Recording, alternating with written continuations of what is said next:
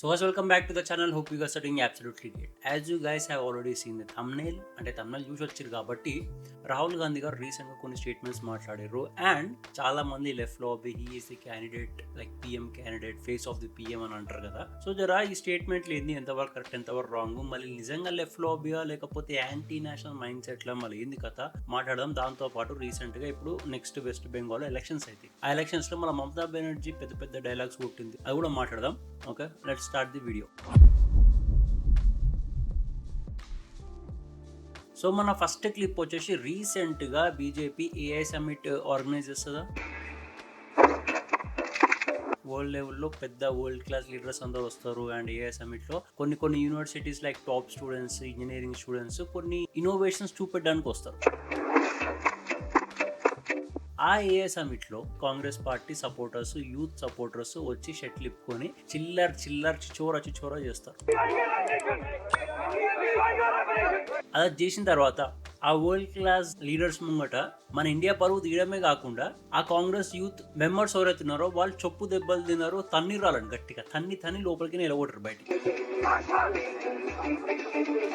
So ఆ thing ని అప్పుడు ఏది కండెమ్ చేయలే ఈ కాంగ్రెస్ లీడర్స్, అంత స్ట్రాంగ్ గా ఎవరు కండెమ్ చేయలేరు. ఆ యాక్ట్ రాంగ్ అని చెప్పి కూడా మాట్లాడలేరు. బట్ 1 వీక్ 2 వీక్స్ 3 వీక్స్ ఒక నెల దాటంగానే ఇప్పుడు వచ్చి రీసెంట్ గా రాహుల్ గాంధీ कर दिया काम यूथ कांग्रेस मेंबर्स ने. यहाँ पे अभी जो समिट हुआ था कर दिया काम కాంగ్రెస్ వాళ్ళు.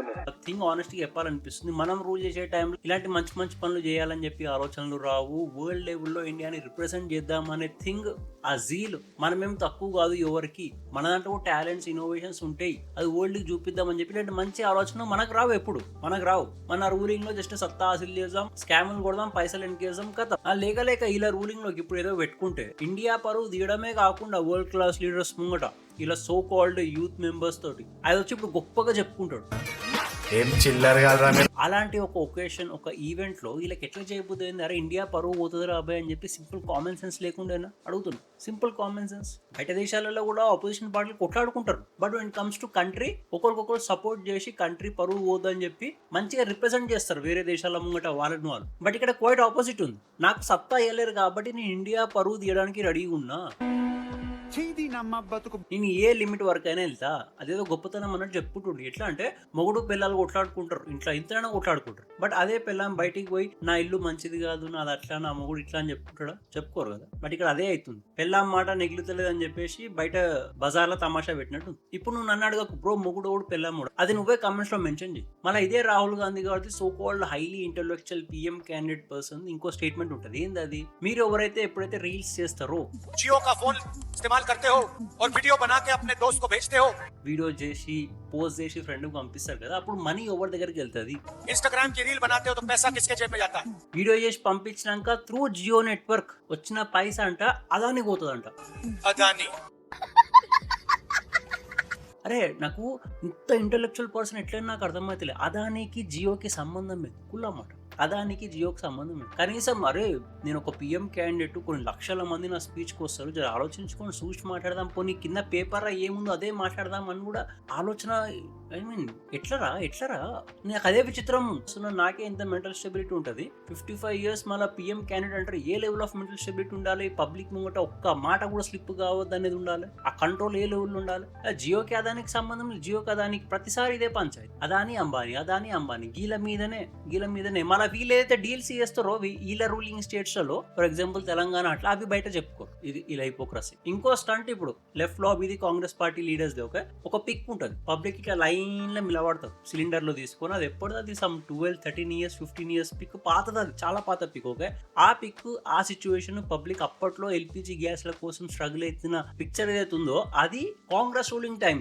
సో ఆ పిక్ తీసుకొచ్చి ఇప్పుడు బయట వేసి దాన్ని కొంచెం ఎడిటింగ్ చేసి మోడిఫై చేసి మోడీ సర్కార్ వల్ల ఎల్పిజి గ్యాస్ షార్టేజ్ అవుతుంది అని చెప్పి పోస్ట్ చేసుకున్నారు.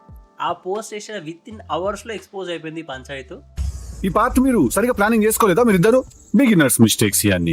సోషల్ మీడియాలో తూ అన్నారు పబ్లిక్ అంతా. అరే కనీసం వీళ్ళు ఇంత పెద్ద పార్టీ, ఇప్పుడు 70-80 సంవత్సరాలు ఉన్న పార్టీ కదా, ఇలా పార్టీ కోసం ఎవరైతే వర్క్ చేస్తున్నారో వాడినైనా కరెక్ట్ పెట్టుకోవాలా. అరే నువ్వు కరెక్ట్ గా వర్క్ చేయరా, కరెక్ట్ థింగ్స్ బయట పెట్టరా, కరెక్ట్ వద్దురా మ్యాటర్ అని చెప్పి వీళ్ళు ఎంత కేర్లెస్ ఉన్నారో ఈ కాంగ్రెస్ పార్టీ కోసం పనిచేసే కార్యకర్తలు, సోషల్ మీడియా మెంబర్స్, వాళ్ళ ప్యానల్స్ కూడా అంతే కేర్లెస్ ఉంది. ఇప్పుడు అవన్నీ అయిపోయినాయి. ఇంకో స్టేట్మెంట్ ఉంటుంది రాహుల్ గాంధీ. ఏంది అది? అపోలో హాస్పిటల్లో అంట ఎక్కడైనా వెళ్ళి మీరు చూడరు, ఏ అపోలో హాస్పిటల్ అయినా సరే ఎవరిని చూసినా సరే అందరు హై ప్రొఫైల్, అంటే అప్పర్ క్యాస్ట్ పీపుల్ నేమ్స్ ఉంటాయి అలా. अपोलो हॉस्पिटल में जाके नाम पढ़िए डॉक्टरों के, డాక్టర్స్ దళితు ఆదివాసీలు ఉండరని చెప్పేసి అంటున్నాడు. वहाँ पे आपको एक दलित नाम मिलेगा, एक पिछड़े वर्ग का नाम मिलेगा, एक आदिवासी नहीं मिलेगा. అని ఏమంటాడు, కాన్స్టిట్యూషన్ పరంగా అందరికి ఈక్వల్ హక్కు ఇవ్వాలి కదా. और कॉन्स्टिट्यूशन कहता है ఇగో అపోలో అనేది ఆర్ సో కాల్డ్ అపోలో అయినా యశోద అయినా అవి private hospitals. Okay, private hospitals లో ఒక డాక్టర్ ని హైర్ చేసుకోవాలంటే వాళ్ళకి ఎంతో మెరిట్ ఉండాలి, ఎంతో మెరిట్ ఉండి ఎంతో ఎక్స్పీరియన్స్ ఉంది, ఎంతో నాలెడ్జ్ ఉంటే గానీ అలాంటి బిగ్ హాస్పిటల్స్ అలాంటి డాక్టర్స్ ని కాంట్రాక్ట్ కింద పెట్టుకుంటారు. Whatsoever contract job whatsoever. ఇప్పుడు ఎంబీబీఎస్ సీట్ ఇచ్చే వరకే గవర్నమెంట్ పని, అర్థమవుతుందా? ఎంబీబీఎస్ సీట్ రాకుండా సూసైడ్ చేసుకున్న స్టూడెంట్స్ కూడా చాలా మంది ఉన్నారు, జనరల్ కేటగిరీ స్టూడెంట్స్. వాటి గురించి జిందగీలో మాట్లాడింది లేదు. ఈ రిజర్వేషన్ల వల్ల యాక్చువల్ టాలెంట్ సప్రెషన్ ఏ లెవెల్ అయితే దాని మీద మాట్లాడాల్సింది లేదు. డాక్టర్ ఒక ప్రాణాలు కాపాడే ప్రొఫెషన్ లో కూడా రిజర్వేషన్ కావాలంటే ఇప్పుడు నేను చెప్తున్నా, ఇప్పుడు ఎంబీబీఎస్ సీట్ ఇప్పించే వరకు మీ బాధ్యతనా? నువ్వు మెరిట్ మెయింటైన్ చేస్తే నేను ఎవడు ఆపడు. మెరిట్ మెయింటైన్ చేయకుండా ప్రైవేట్ హాస్పిటల్స్ ఏ మెట్రిక్స్ మీద తీసుకుంటే డాక్టర్స్ ని వాటిని పర్ఫెక్ట్ మెయింటైన్ చేస్తే వాళ్ళ క్యాష్ తో పనే లేదు, ఆరామ్సే తీసుకుంటారు. బట్ దీంట్లో కూడా ఇంక్లూడ్ చేయాలి. ఇది కంప్లీట్ నాన్ సెన్స్ అనిపిస్తుంది మీకు? ఏం జన్మరా మీది? అంటే ఇట్లా ఇండియాని డివైడ్ బేసిక్. ఇప్పుడు నార్మల్ పీపుల్ ఎక్కువ చదువుకున్న వాళ్ళు, మన పేరెంట్స్, ఓకే, ఆ విలేజ్ బ్యాక్గ్రౌండ్ ఉన్న వాళ్ళు ఈ మాట వింటే వాళ్ళు అనుకుంటారు నిజమే కదా అని. బట్ హాస్పిటల్స్ యాక్చువల్ ఎట్లా పనిచేస్తాయి? మెరిట్ మీదే కదా, ఎందుకంటే ప్రాణాలను కాపాడాల్సిన ప్రొఫెషన్ అది. దాని అడ్డ దిడ్డంగా ఎంబీబీఎస్ సీట్లు కాలేజ్ టైంలో ఇచ్చినట్టు నీకు ఇట్లా ఇచ్చేస్తారా? పెద్ద హాస్పిటల్స్ ఇవ్వలేరు. ఇవన్నీ అయిపోయినా ఇవన్నీ ఒక లెక్క.